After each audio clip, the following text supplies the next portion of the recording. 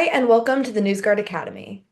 In today's video, we're going to go over NewsGuard's criterion for assessing corrections on news websites, why they are important to a site's overall credibility, and how NewsGuard handles that criterion, which is one of 9 used to judge the overall credibility and transparency of any site.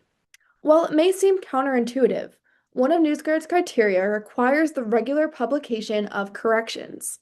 Yes, that means a site needs to make mistakes that are then corrected. We know that even the most credible sites make mistakes, but when those errors happen, we hope to see quick and transparent corrections that explain the error and how it was corrected.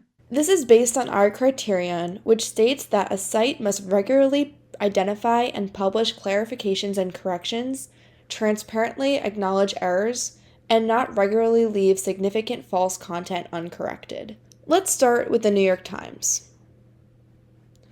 It publishes a clear corrections policy that explains its internal procedures around publishing corrections, as well as provides a contact email for readers to reach out if they spot a potential error. The New York Times also hosts a section on its website where all recent corrections appear.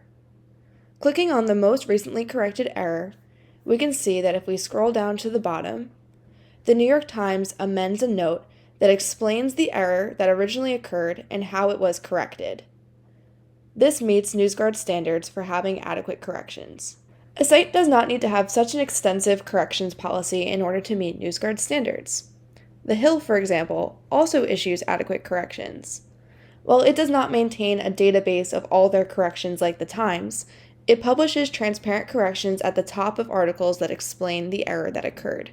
NewsGuard also follows the same standards we apply to the sites we rate. For example, on NewsGuard's nutrition label or detailed report explaining our analysis of The Hill, we made 2 corrections in earlier assessments of the website.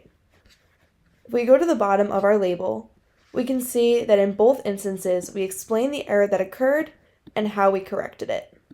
Some of the sites we rate do not publish corrections at all.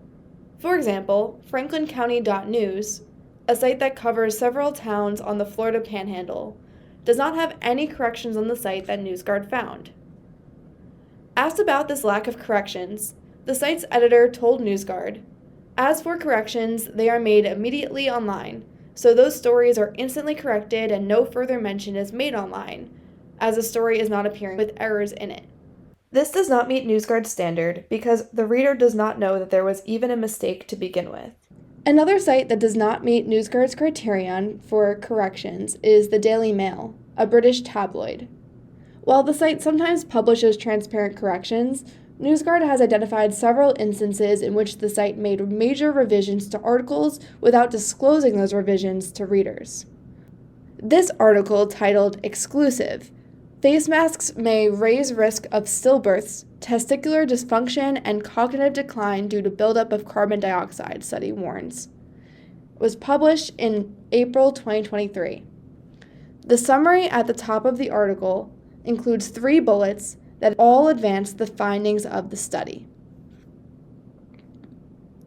However, a little bit over a week after the article was published, the headline was revised to say, "Face masks may raise risk of stillbirths, testicular dysfunction, and cognitive decline due to a buildup of carbon dioxide," disputed study claims. Additionally, the last 2 bullet points were changed to read, "But studies were in mice and rats and didn't look directly at the effects of mask use." And, "Authors have been criticized for drawing conclusions without proper evidence." While this is an accurate correction, there is no editor's note or other disclosure stating that this revision was made. As such, the Daily Mail does not meet NewsGuard's standard for having effective corrections practices. Having frequent, transparent corrections does not mean that a site is untrustworthy. On the contrary, we know that every news source makes mistakes, but what matters is how they address them. If a site does not disclose when they make a correction or doesn't correct their work at all, that's a sign that that source may not be credible. Thanks for watching the NewsGuard Academy, a video series about practical tips to spot falsehoods and verify information on your social media and newsfeed. I'm Sophia Rubinson, an editor of NewsGuard's Reality Check newsletter.